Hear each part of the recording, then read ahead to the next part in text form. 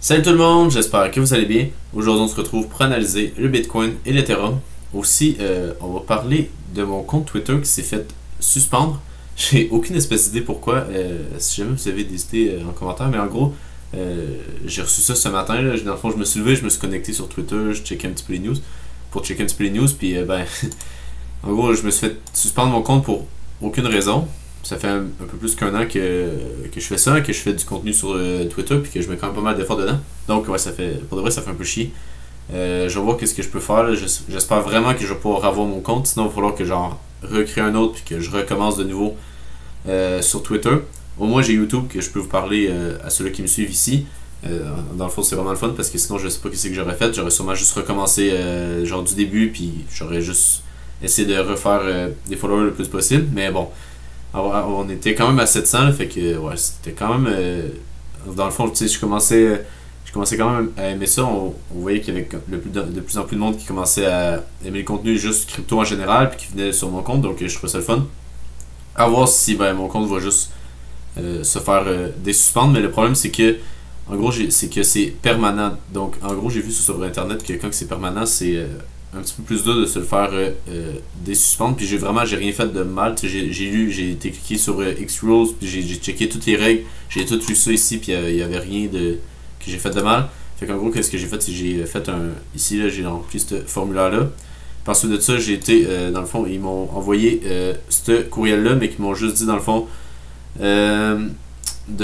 c'est qu'il faut que je renvoie un courriel pour dire dans le fond, qu'ils ont fait de mal, puis tout. Donc, j'espère vraiment que ça va se régler, puis qu'on va pouvoir recommencer, que je vais pouvoir recommencer à faire du contenu sur Twitter. Bon, si jamais vous avez des idées ou n'importe quoi en commentaire, vous avez juste à me le dire, mais je pense sincèrement qu'il n'y a pas grand-chose à faire à part attendre. Je pense qu'il disait de 3 à 5 jours dans le courriel. Ouais, ici de 3 à 5 jours. Donc, à voir qu'est-ce qui va se passer. J'espère vraiment que ça va se régler. Donc, après cette petite mauvaise nouvelle-là, on va passer directement sur le graphique du Bitcoin en weekly. On peut voir qu'on est encore sur notre résistance au niveau des 38 000 $. Ça fait quand même 3 semaines qu'on est dessus, donc logiquement, on devrait avoir une décision qui va se passer dans les prochains jours, prochaines semaines. Voir si on revient sur les 31 000, on fait juste casser le niveau des 38 000 $, puis qu'on va sûrement aller au 0,5 de Fibo. Là. Le premier arrêt, ça va sûrement être les 42 000 $. Mais je pense qu'on va aller chercher juste après la liquidité au 48 600 $.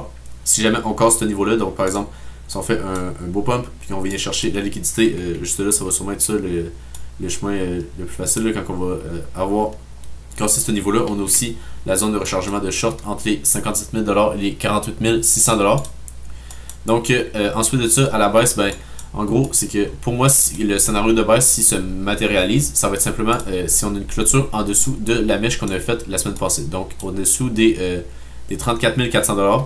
Ça va vraiment être un niveau que je me dis que si jamais on a une clôture weekly en dessous de ce niveau-là, c'est clairement pour moi, c'est pas mal sûr qu'on va avoir un retest des 31 000 $. Parce que souvent, qu'est-ce que j'ai remarqué, c'est quand on a ce genre de bougie-là, donc il y en a qui appellent ça un doji là, dans le fond, c'est juste une chandelle d'indécision, donc le marché ne sait pas trop où il va s'en aller. C'est très normal quand on est sur une résistance comme ça. Le marché ici, quand on peut voir que le marché était vraiment très haussier ici parce qu'on avait juste la résistance des 31 000 $. Mais quand on l'a cassé, on peut voir que le marché était vraiment très haussier. Ensuite de ça, on peut voir qu'il s'est calmé un petit peu. On est arrivé sur les 0,382 de Fibo. On peut voir que les deux mèches qu'on a faites juste là, on a réussi à les percer. Donc maintenant, on est rendu sur la vraie résistance des 38 000 $. Donc c'est normal qu'on ait une chandelle d'indécision ici parce que le marché ne sait pas encore s'il va breakout ou s'il va revenir tester les 31 000 $. Donc c'est pour ça que personne ne le sait. Donc personnellement, si jamais on casse le haut de la mèche ici, là, par exemple en weekly, puis qu'on vient aux 39 000 $ environ, puis qu'on reste au-dessus de ce niveau-là pour faire une clôture weekly au-dessus des 39 000 $, ça va être très très bullish, puis on va sûrement, comme je vous disais, aller chercher les 48 000 $. Sinon, si on a une clôture justement comme que je vous disais en dessous de cette mèche-là, on va sûrement aller aux 31 000 $. Donc maintenant, sur le daily, on a un graphique qui se ressemble un peu. Là, on est vraiment dans un range entre les 37 900 $ et les 35 400. On se tient pas mal dans ce prix-là pour l'instant. On peut voir qu'on a eu quand même pas mal de volatilité là, dans les derniers jours. On peut voir qu'il y a des bougies de 6%, de moins 4%. On peut voir que ça s'est calmé un petit peu, mais c'est la fin de semaine. Je pense qu'on va avoir quand même pas mal de volatilité dans le fond dans les prochains jours, là, cette semaine. Aussi, qu'est-ce qu'on peut voir, c'est que hier, sur Twitter, mais là on peut pas le voir parce que je me suis fait suspendre. Mais en gros, j'avais dit que cette zone-là, donc dans le fond, la chandelle du samedi 18 novembre, ça allait vraiment être une chandelle qui va être clé pour la suite du déroulement de la hausse. Donc dans le fond, si on continue notre hausse, pour moi, ça veut dire que ce niveau-là, donc la chandelle du 18 novembre, va faire office de support. Si on casse cette chandelle-là, pour moi, je pense que là, après ça, on va repartir sur une dynamique qui est baissière, parce qu'en gros, cette chandelle-là a causé le mouvement qu'on a eu aussi juste là. Donc pour moi, si on vient casser cette chandelle-là, ça veut dire que les achats ne sont pas assez puissants pour maintenir le prix dans sa trajectoire ascendante comme qu'on a ici. Dans le fond, on peut même mettre une petite trendline. On peut voir que, bon, c'est pas tranquille. On peut voir quand même qu'on a quelques touches ici. Donc à voir maintenant si on continue, dans le fond, dans ce petit canal-là, puis qu'on va continuer à la hausse. Donc, personnellement, si jamais on casse le niveau des 36 200 $, je pense qu'après ça, on a de bonnes chances de revenir en dessous des 34 000 $, puis que le scénario bearish que je vous parlais en weekly, là, dans le fond, de revenir en dessous de cette mèche-là. Dans le fond, je pense qu'il va vraiment se matérialiser. Fait que le niveau vraiment regardé, ça va être dans le fond, les 36 200 $. Parce que, comme je vous disais, si jamais on fait une clôture weekly, un daily en dessous de ça, je pense qu'après ça, on va aller en dessous de la mèche weekly. Aussi, qu'est-ce que je vous avais montré hier sur Twitter, c'était en gros qu'on avait cette zone de support là. Donc en gros, c'était simplement que si on prend les lignes, on peut voir qu'on avait le sommet qu'on avait juste ici, qu'on avait breakout. Donc je m'attendais que si jamais on allait avoir un pullback dans la zone de demande daily, que je vous ai montré juste là, donc on se remet les chandelles juste là, dans la zone de demande daily. Pour moi, le bottom il allait se faire aux alentours de la mèche de la ligne que je vous ai tracée ici. Donc on peut voir qu'ici c'est une résistance. Puis là, on peut voir que ce matin, on est vraiment venu le backtester en tant que support. Là, on peut voir qu'on est revenu une deuxième fois sur la chandelle en ce moment. Donc, ça va être intéressant de voir qu'est-ce qui va se passer dans les prochaines heures. Parce que je pense que là, on peut voir qu'on on attaque quand même pas mal rapidement la zone de demande. Pour moi, avec cette chandelle-là, ici, on aurait dû repartir directement à la hausse. Mais pour le moment, c'est pas le cas. Donc, c'est pas un signe très bullish. On peut voir qu'on est juste venu chercher les liquidités au-dessus de ce plus haut-là. Puis, en même temps, on est venu retester la zone de supply en H4. Qu'on a juste ici, donc on peut voir qu'on est venu la retester avec une première fois en fin de semaine, puis là une deuxième fois, en même temps de venir sweep toutes les liquidités qu'on avait juste là. Aussi, une autre data qui est un petit peu bearish, c'est le fait qu'on a pas mal de liquidations justement en dessous de la mèche que je vous parlais, donc dans le fond, 34 000 $, en dessous des 34 000 $. Aussi, on n'est pas obligé de venir les chercher, mais je pense qu'on a des grandes chances de venir les chercher si jamais le marché commence, par exemple, à court terme, là, on peut voir qu'on est quand même sur une tendance qui est haussière à partir dans le fond, du petit crash qu'on avait ici, donc du 16 novembre, on peut voir qu'on est vraiment sur une tendance haussière. Aussi, si jamais on casse ça, je pense qu'il y a des grandes chances qu'on vienne dans le bas du range, qu'on vienne chercher après ça les liquidités, dans le fond, en dessous de cette mèche-là. Donc vraiment, on est vraiment sur un niveau qui est très important en weekly, en daily, puis en H4. Donc en gros, c'est sûr que là, en H4, on va avoir la décision sûrement rapidement. Là. Soit qu'on break out ici ou on a un beau dump pour venir chercher toutes les liquidités qu'on a accumulées juste là, pour après ça repartir à la baisse, puis venir chercher, comme je vous disais, la mèche en dessous des 34 400 $. On a aussi l'Ethereum qui a un graphique qui est vraiment différent en ce moment. On peut voir que dans le fond, on fait des hauts qui sont toujours plus bas que les précédents en H4. Par exemple, si on voit en daily, là, on peut voir qu'on n'a pas grand chose en daily. Donc, daily weekly, c'est pas tant important pour l'Ethereum en ce moment. Donc, je vais surtout vous passer le H4 qui est plutôt intéressant. Donc, en gros, c'est que, comme on peut voir ici, par exemple, si on prend, je sais pas qu'est-ce que vous voulez prendre, mais par exemple, cette zone de supply là, si on prend cette zone de supply là, on peut voir qu'on était venu la chercher parfaitement ici. Ensuite, si on continue, on peut voir que la zone de supply est juste ici. On était venu la chercher parfaitement ici. Puis là, encore une fois, si on reprend la zone de supply qu'on avait juste là, puis que celle-là est vraiment clean parce que on peut voir que, dans le fond, c'est cette chandelle-là qui a causé le mouvement descendant qu'on a eu ici. Donc, logiquement, cette chandelle-là a beaucoup de vendeurs dedans, puis on n'est pas venu la retester. Donc, par exemple, on n'est pas venu faire, on n'est pas venu dump, après ça retest, puis après ça repartir à la baisse. On est directement reparti à la baisse. Donc, logiquement, on devrait avoir pas mal de vendeurs sur cette chandelle-là. Puis comme on peut voir ici, je pense qu'on est venu la retester, ou on est venu la retester parfaitement, dans le fond, en fin de semaine, lundi matin, ouais, environ en fin de semaine. Là. Donc, ça va être intéressant de voir si on ne se fait pas encore une fois rejeter sur la zone de supply, puis qu'on revient encore une fois dans le bas du range. On peut voir qu'on a encore quelques liquidités à venir chercher, dans le fond, sur cette hausse-là. Donc, à voir si on vient chercher les liquidités qu'on a ici, pour ensuite peut-être repartir à la hausse. Aussi, j'ai pas, ici, on peut aller voir sur Ethereum. Et on a quelques liquidations à venir chercher sur Ethereum. Si on passe par exemple en un mois, là, on va bien le voir. On a quelques liquidités à venir chercher. Donc l'Ethereum est un petit peu moins bullish que le Bitcoin pour moi en ce moment. J'aime pas mal plus trader le Bitcoin en ce moment. L'Ethereum, il y a un graphique qui est un petit peu bizarre. Là. On peut voir qu'on était juste venu chercher liquidité ici, après ça on est reparti à la hausse, mais c'est pas très fort comme mouvement aussi. Après ça on vient juste retester la zone de supply, donc peut-être que c'est un bel endroit pour short. Donc ça va être intéressant de voir qu'est-ce qui va se passer sur l'Ethereum, mais en gros c'est ça, c'est qu'on a pas mal de liquidation à venir chercher plus au sud. Donc à voir si on vient toutes les chercher puis qu'on a un gros crash sur l'Ethereum. Si jamais on a ce cas-là, ça va être parfait parce qu'on va pouvoir essayer de long dans la zone de rechargement de long, donc entre les 1754 et les 1649 $. Si jamais on part à la hausse, ça va être aussi parfait parce qu'on va venir pouvoir chercher toutes les liquidités qu'on a au-dessus des... Dans le fond, c'est les 2170 $ environ qu'on a pas mal de liquidités à venir chercher. Donc ça va être vraiment intéressant de voir sur l'Ethereum. Ensuite, rapidement, on peut voir que mon achat en spot sur le BGB, pour le moment, il se passe bien. Donc en gros, j'en avais acheté dans le fond sur ce niveau-là. On peut voir qu'on est un petit peu en positif pour le moment sur le Dico Challenge pour ce trade-là. Aussi, j'ai le trade sur le XRP. Si on va en H1, on peut voir juste là, je suis rentré dans le fond quand on est venu chercher les liquidités en dessous de cette mèche-là. On a eu un beau pump, puis après ça, dans le fond, je suis rentré sur le haut du pump juste ici. Après ça, on a eu une baisse. On est quasiment venu chercher mon stop loss. Finalement, on n'est pas venu le chercher. Donc, qu'est-ce que j'ai fait, c'est que j'ai monté légèrement mon stop loss en dessous de cette mèche-là, parce que clairement, là, si on vient chercher cette mèche-là, on va venir chercher toutes les liquidités ici. Donc, ça me permet de réduire, je pense, de 0,15 R mon risque, c'est pas grand-chose. Mais c'est quand même à noter. Personnellement, je vais attendre qu'on vienne casser, de faire dans le fond un niveau plus haut ici pour monter mon stop loss, par exemple, je ne sais pas exactement où, mais dans cette région-là environ. Avant ça, je vais vraiment laisser le marché, dans le fond, faire un range avant de sûrement breakout, vu qu'on est venu chercher les liquidités plus au sud. J'ai aussi un trade sur le Dogecoin qui est très très risqué en ce moment. Bon, ça ne veut pas dire que ça va passer nécessairement, mais dans le fond, qu'est-ce que je vous avais montré, c'est qu'en 3 jours, juste ici, on a dans le fond une grosse zone de demande juste là qu'on est venu retester avec la chandelle qu'on a juste ici. On peut voir qu'on a eu un petit peu d'achat pour le moment. Donc ouais, c'est vraiment cette zone là que je voulais essayer de long, comme je vous expliquais, dans le fond la zone en 3 jours. Puis ensuite, on a vraiment une price action qui est très très belle sur le Dogecoin quand on est arrivé sur cette zone de demande là. En gros, qu'est-ce qu'on est venu faire?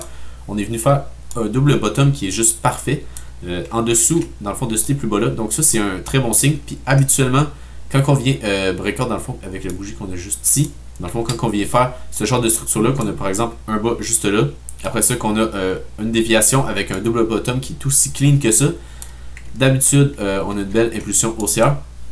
Puis justement c'est ce que je pense qu'il va avoir avec le Dogecoin. Si par exemple on regarde à plus long terme là, on peut voir qu'il est très très bullish en ce moment. On est venu casser la trendline ici.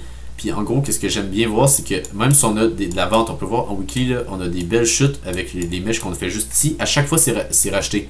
Donc pour moi, ça veut dire qu'on est vraiment prêt à partir à la hausse. Puis là, ben, j'ai ma première target au 65% de gain à partir de ce niveau-là. Si on va par exemple en daily, on va mieux le voir. En gros, c'est que la zone de supply que j'ai évaluée que était intéressante, c'était dans le fond sur ce niveau-là, peut-être même en 4 heures, on va mieux le voir. Donc dans le fond, qu'est-ce que j'ai pris, c'est simplement toutes les mèches. Donc en gros, quand on a eu le pump ici, sur le Dogecoin, dans le fond, qu'est-ce que j'ai fait, c'est que j'ai pris la clôture ici, jusqu'à la mèche, jusqu'en haut. On peut voir que, si on fait une petite ligne ici, on peut voir que c'est vraiment là qu'on a eu beaucoup de vendeurs. Donc c'est ça que je pense qu'il va arriver aussi si on revient sur cette zone-là. Donc c'est pour ça que je suis rentré en long sur le Dogecoin, sur la zone dans le fond, sur le retest de la zone de 3 jours.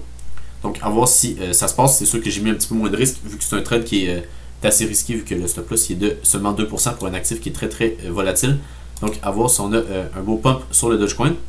Aussi, j'avais le AAVE que je vous avais parlé dans une dernière vidéo, mais en gros, c'est que j'avais oublié de vous montrer aussi qu'est-ce qu'on a. C'est que, en gros, c'est qu'on a un breakout de niveau qui est très important. En gros, c'est que on a ce niveau-là, que pour moi, c'est un niveau de demande.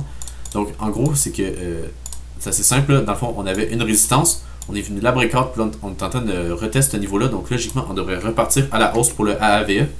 En weekly, donc ça pourrait prendre quelques jours encore, mais je pense qu'on va avoir une belle performance du AAVE.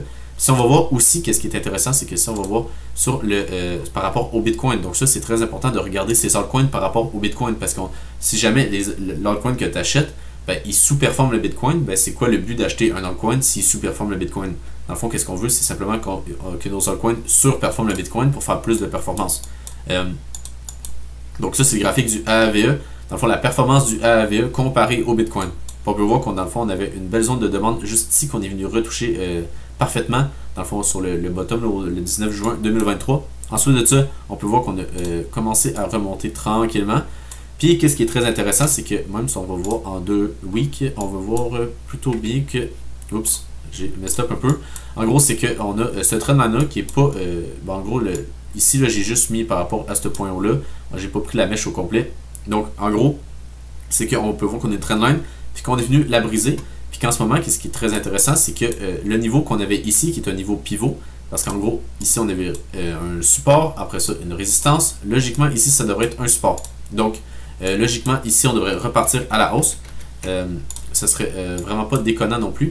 Puis justement, je viens de voir l'alerte que j'ai eue, que vous avez sûrement vu là aussi. Donc en gros, si on va sur le BNB, on a une belle performance du BNB dans les derniers jours.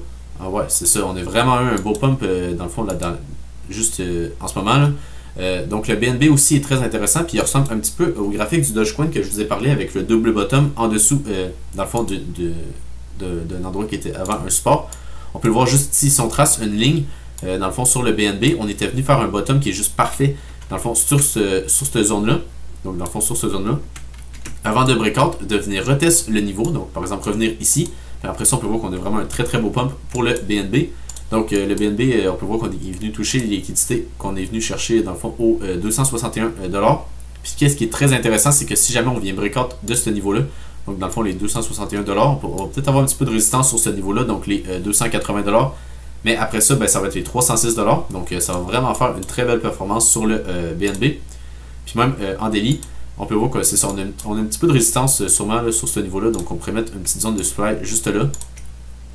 Donc, on peut le mettre justement ici. Mais ensuite de ça, ben, ça va être un graphique qui va être très très bullish si on réussit à casser cette résistance-là. Parce que la prochaine résistance, je vous dirais qu'elle est à peu près ici. Ensuite de ça, ben, c'est ce niveau-là qui va sûrement avoir un petit peu de résistance. Donc, je vous dirais que si jamais on vient breakout de cette résistance-là, que je pense qu'il y a des bonnes chances, si jamais on a une belle clôture daily, en ce moment, on est juste en train de venir chercher, dans le fond, les liquidités au-dessus des 267 $. Mais si jamais on vient vraiment pump, puis venir chercher toutes les liquidités, dans le fond, toutes les liquidités qu'on a laissées ici, ben, clairement, on va pouvoir se rendre jusqu'aux 351 $. Donc, si on prend, par exemple, de ici à là, ça va nous faire quand même 27%, ben, à peu près un 30%. Donc, ça va être très bullish pour le BNB. Si jamais on a une belle clôture daily aujourd'hui, pour le moment, ça semble plutôt bien. C'est sûr que c'est peut-être juste une recherche de liquidité, mais pour le moment, on peut voir que dans le fond, on a un beau pump sur le BNB en ce moment. Donc, on va passer sur l'order flow du Bitcoin et de l'Ethereum. Donc, ça, c'est juste le Bitcoin pour l'instant. Là, on peut voir qu'on a vraiment un beau rachat sur le Bitcoin. Donc, pour moi, là, sincèrement, avec les deux beaux rachats qu'on a fait sur la zone de demande daily que je vous parlais, pour de vrai, je pense qu'on va vraiment partir à la hausse. Ça m'étonnerait qu'on y reste encore bien longtemps ici. Là. Je pense qu'on va avoir une belle performance du Bitcoin. On peut voir juste ici les shorts qui commencent à s'accumuler avec les fundings qui descendent. On peut le confirmer avec, dans le fond, les spreads qui continuent de descendre aussi. Puis qu'est-ce que j'aime vraiment beaucoup, c'est que dans le fond, on a du bel achat sur Coinbase. Sur Binance, on peut voir qu'on a un petit peu de la difficulté. Oups. Dans le fond, si je remets ça comme ça, on peut voir qu'on a un petit peu de difficulté sur Binance, mais c'est pas si mal que ça. Ensuite, on peut voir aussi qu'on a de l'achat dans le fond sur le total, donc avec Binance et Coinbase. On peut voir aussi sur le Delta qu'on a pas mal d'achats sur la chandelle qu'on a faite ici. Puis on peut voir que ça continue. Hein. On peut voir que la chandelle qu'on a faite juste là, on a un petit peu d'achat. Puis après ça, la chandelle qu'on a faite ici, on n'a pas eu tant de ventes que ça. Donc pour moi, c'est vraiment très très bullish ce qu'on est en train de faire en ce moment. Donc en gros, là, maintenant, ça va être de voir quelle zone qui pourrait être intéressante pour le Bitcoin. Donc je vais directement vous passer sur Bitcoin.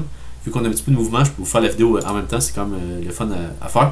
Donc en gros, si on va en H1, en gros, c'est que avec la belle réaction qu'on a faite ce matin, là, donc dans le fond, les deux grosses mèches qu'on a faites ici, si jamais on a une clôture qui est dans ce niveau-là, là, que je pense qu'il va sûrement arriver avec la belle réaction qu'on a eue sur le niveau de demande, ben, je m'attendrai à ce qu'on revienne chercher les liquidités aux 38 500 $. Donc, ça va rester à voir si c'est confirmé avec une clôture, dans le fond, en H1 qui va être, dans le fond, importante, donc qui va être sur ce niveau-là. Puis, en gros, c'est ça, c'est que si on a une belle clôture ici, ben, je pense qu'on va venir chercher les 38 500 $. Puis, comme je vous disais, si jamais on vient vraiment de breakout de ce niveau-là, ben, clairement, on va se diriger vers les 48 000 $. Mais le premier niveau, ça va être sur les 40 000 $. Dans le fond, c'est la fin de la zone de supply. On a aussi l'Ethereum qui est, on peut voir qu'il est quand même assez bullish en ce moment. Je pensais pas qu'il y allait avoir une aussi belle réaction sur sa zone de supply. On peut voir juste ici, on a une belle réaction en H1. Par exemple, qu'est-ce que j'aime pas trop sur l'Ethereum, c'est pour ça que je suis un petit peu moins bullish, c'est qu'on n'a pas vraiment d'achat en spot sur l'Ethereum. Donc ça va vraiment être ça qu'il va falloir avoir sur l'Ethereum. On peut voir aussi que les spreads, ils descendent un petit peu, mais c'est vraiment, si on regarde comparé à ici, on peut voir qu'on a vraiment une belle hausse sur les spreads. Donc ça, c'est un autre signe qui n'est pas super favorable pour l'Ethereum. Par exemple, on peut voir que les fundings descendent un petit peu avec la hausse qu'on a faite ici. Donc logiquement, c'est un bon signe. Ça veut dire qu'il y a quelques shorters sur ce niveau-là, puis qu'on pourrait peut-être juste continuer à pump. Ouais, c'est ça, c'est surtout le spot qui me décourage un peu, puis on peut voir qu'on n'a pas beaucoup d'achats sur le spot. Si on passe rapidement sur, dans le fond, les fundings, on peut voir que sur Binance, on est à 0,01, donc on est juste stable, on est normal, on est neutre. Donc, ouais, sinon sur Ethereum aussi, donc on n'a pas grand chose sur les fundings en ce moment, on est juste neutre, donc ça veut dire qu'il y a autant de long ou de short que de short à peu près. On peut voir la dernière chose aussi qui me. Peut-être que si jamais. Qu'est-ce qui pourrait nous faire arrêter dans le fond, d'arrêter de passer les 38 500 $. C'est dans le fond, c'est qu'on a beaucoup d'ordres de vente en spot. On peut voir que l'order book ici, dans le fond, en vert, c'est les acheteurs, puis en noir, pas en noir, mais en rouge, c'est les vendeurs. Donc, on peut voir qu'on a énormément dans le fond, d'ordre de vente sur les 38 000 $. Donc, il va vraiment falloir avoir énormément d'achats en spot pour qu'on puisse passer ce niveau-là, parce qu'on peut voir ici qu'on a 189 Bitcoin, 332 Bitcoin, 236 Bitcoin. Puis ça, c'est juste sur la paire Binance en spot. Mais on a aussi les futurs, puis on a aussi toutes les autres exchanges. Donc, logiquement, on devrait avoir énormément de ventes dans le fond sur ce niveau-là. Donc, les 37 700 jusqu'aux 38 000 $. Si jamais on passe ça, ça va être très bullish parce qu'on a beaucoup d'achats en spot. Une autre chose qui est assez bullish, c'est qu'on peut voir que les ordres qu'on avait posés sur les 35 500 qui ont, dans le fond, qui étaient parfaitement à le bottom, on peut voir qu'ils se sont fait monter aux 36 000 $, puis après ça, ils se sont encore fait monter aux 36 500 $. Donc là, ça va être dans le fond, ça va être un moment qui va être assez déterminant, parce qu'en gros, on a vraiment deux murs en ce moment. On a les 36 500 $ qu'on peut voir juste ici avec 115 Bitcoin, puis on a, dans le fond, les niveaux qui sont un petit peu plus hauts, là, donc les 38 000 $ qui ont un petit peu plus de Bitcoin qu'au sud. Donc, à voir si on est capable de passer ça. Mais si on est capable de passer ça, ça veut dire que ça va être un très bon signe. Donc, si tu as aimé la vidéo, n'hésite pas à t'abonner. Là, je ne pourrais pas vous dire d'aller s'abonner sur Twitter parce que mon compte est encore suspendu. Mais j'espère vraiment que ça va se régler assez tôt puis qu'on va pouvoir continuer, que je vais pouvoir continuer à vous montrer des graphiques intéressants sur Twitter. Sinon, je vous souhaite une bonne journée et on se retrouve pour une prochaine vidéo. Bye!